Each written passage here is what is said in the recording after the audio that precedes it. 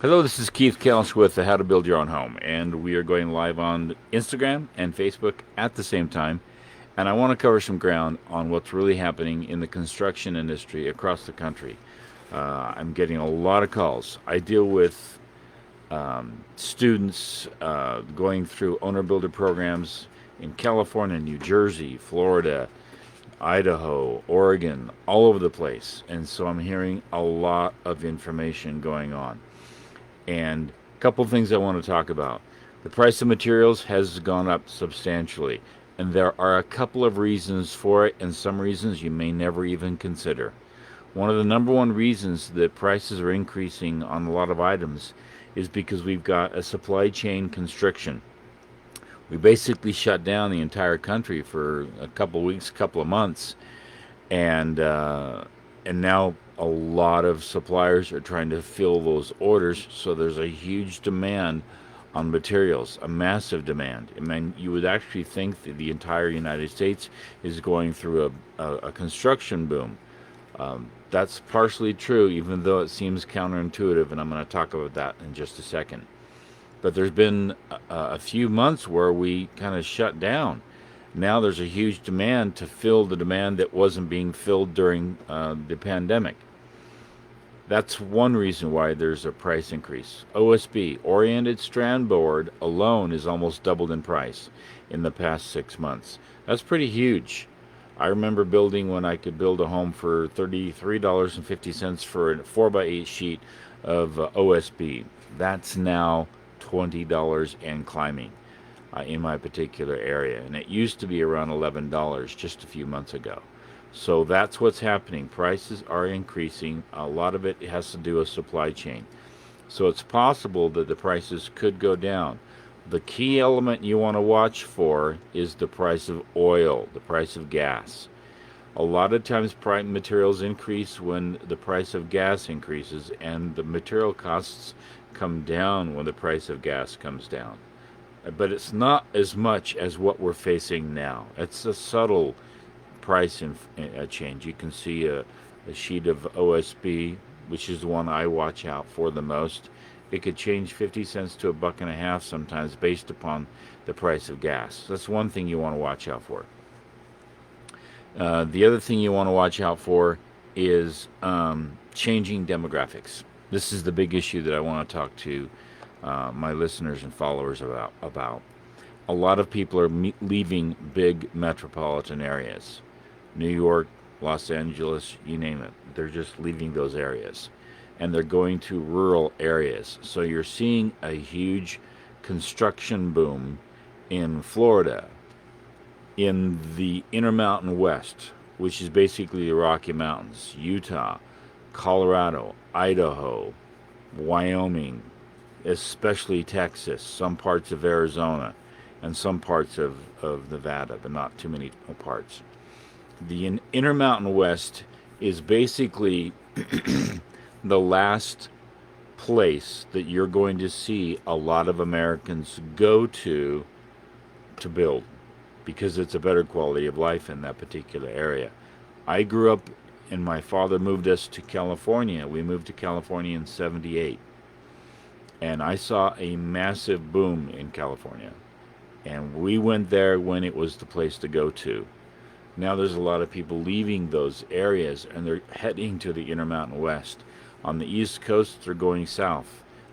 They're also going north. You go to Kingstown, New York, and it's getting a huge boom of influx, people moving in to get out of the city. That is affecting prices in those particular areas. So the question is, if you're in those areas or you're thinking about building, how do you deal with rising prices and rising costs? That's why you become an owner builder. You're actually cutting those costs or actually dealing with those increases by being an owner builder and saving. I was on the phone with a client, a student in Colorado, and the fee, the general contractor fee in that area, because it's a booming area, was 18%. We're talking $180,000 that house would be additionally cost just for the general contractor fee. So the owner builder program, the owner builder option is a huge option for a lot of people. In my particular area, we have never seen the lowest number of homes for sale in a very long time. We're in a kind of a slightly rural, slightly metropolitan area. We have about 160,000, 170,000 people in the entire county in the southwest corner of Utah. I consulted with my wife. She's over there and she's smiling. Say hello, Melissa. And she's been a realtor for 20 years. And you can vouch for the fact that there's like nothing on the market right now. Correct. Our inventory is the lowest it's ever been, ever. And I've been a real estate agent for 15 years. And for example, we yesterday we had 607 homes on the market, which we usually have between 1,300 homes on the market, and that includes mobile homes, park models, up to $4 million. So our inventory is really low, and majority they put new builds or to be built on that list as well. And so if you figure there's 6 months for those to be finished, then that's still inventory out a ways. But those new builds are being sold as soon as they hit the market also. Okay. So that's what's happening in some places of the United States. I'm not saying this for all places. The Midwest is just still a different place. But if you are anywhere close to a metropolitan area and you're about 50 to 150 miles outside a major metropolitan area, you're going to see some changes. I wouldn't say that the same of California. You're not seeing a lot happening in California. I know there are some desert areas. I was just on the phone with a client just 20 minutes ago trying to talk about prices and costs. And that particular client cannot find a builder who will build an 850 square foot home because they've got too much work building a 2,800 square foot home. And so that student who's thinking about being an owner builder is struggling with, do I pay that huge price just to build an 800 square foot home, or do I try to owner build myself? And so he's thinking about that. We had a long talk and conversed and stuff like that. So again, that client, that person is looking to build in the desert region, and they're still having a hard time finding some talent. And I'll talk about tricks on how to find subcontractors. One of the key things that you want to focus on if you own or build in today's climate is that by being an owner builder, you're able to offset the cost of the general contractor, absorb some of the increases in costs in material costs as they increase, and as a result, you still come out just fine in some markets. Here's something to consider.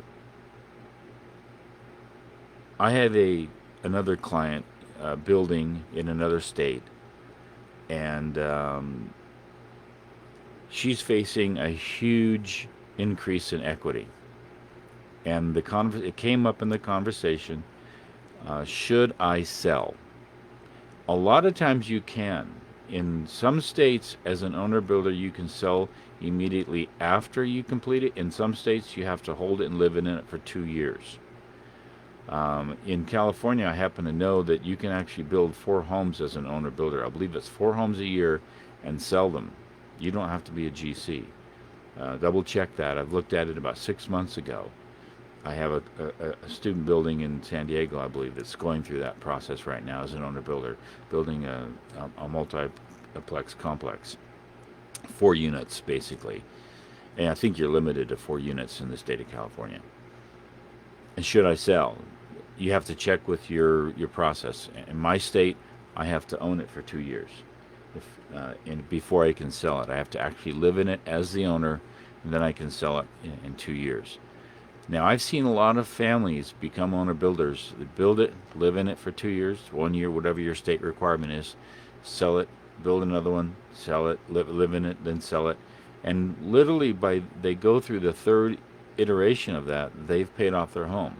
That was a trick I learned from a man by the name of Gunter. He was an old waiter in California, and he had a raspy voice because he went through World War II and talk like that. But he built his own home 3 or 4 times and sold it, and then built another one as an owner builder and sold it. And finally, by the fifth time or fourth time he did that, he owned his own home. This was in California.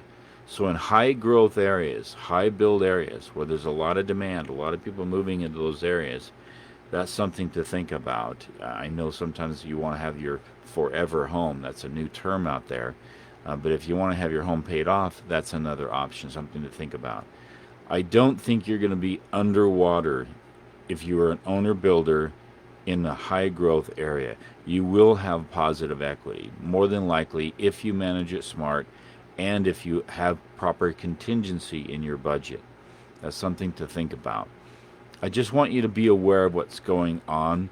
I wouldn't fear it too much. The hardest thing you're going to have is finding good framers and good concrete people. That's your big challenge in these areas. Here's a piece of advice. If you can find a contractor who can handle both the concrete and the framing together, you're going to be in a great position. If they're separate subcontractors, it's hard to get them to align sometimes. So if you have a concrete guy, he also does the framing right after. He's doing the concrete, putting all the straps in, all the J-bolts, everything needed to properly frame it right after that. So he's thinking like a framer and also like a concrete guy at the same time. It's a great combination, and they tend to make some good money off of the job, even if the job's a smaller home. I'm seeing a lot of clients build 1,000 square foot homes and 1,200 square foot homes, and you're trying to get subcontractors off of 2,600 square foot homes or even 3,500 square foot homes. They'd rather build a bigger home because they're going to drag their trailer there. They're going to drag all their equipment there, and they'll make more money almost in about the same amount of time as they would a small home. I'm going to talk a lot about tiny homes down the road. There's a lot of things people do not think about with regard to tiny homes. They think that's the way to go. In some situations, yes, but in a lot of situations, it's actually quite destructive. And I will talk about that. But just be aware of price increases, changing demographics, and the equity that you want to have in your home. You really want to have some positive equity at the end of your home. That general contractor fee, if you were to pay $180,000 at the end of the build, if you've done it right, you should have at least $150,000 to $180,000 in equity in your home in that particular situation. Or if it's a regular production build and you're going to see a production home out there and they're going to sell that for $350,000, and you minus at least $10,000 and then maybe the realtor fees on top of that, you should have some positive equity in excess of 30 to 40 to 50,000, either in your pocket or added value in the home with upgrades and improved technology. If you don't have any of that, then you're not managing it right. You're not organized. You're not structured. Check out howtobuildyourownhome.com. There is an introductory course for new owner builders, and I strongly recommend that. It's just $15, and it helps you go through the process. It helps you see what you can build in your area as an owner builder per square foot. Helps you identify that. And there's number 3, and I think it's number 8 module. You can get through the whole course in about an hour and 10 minutes. I strongly recommend that. And then I'm there for you if you need some advanced help with some other services I have. I have an online program, an online tutorial program that helps owner builders go through the entire process. And that includes your draw sheets, your working budget that I've used on over 100 homes. It includes downloadable PDF checklists on every structure, every step of the way. Everything you need there that help you replace the general contractor. And I'm constantly getting new information I'm adding there. I supply for stem wall, slab on grade, basement, walkout basement, the whole 9 yards. It's pretty much there.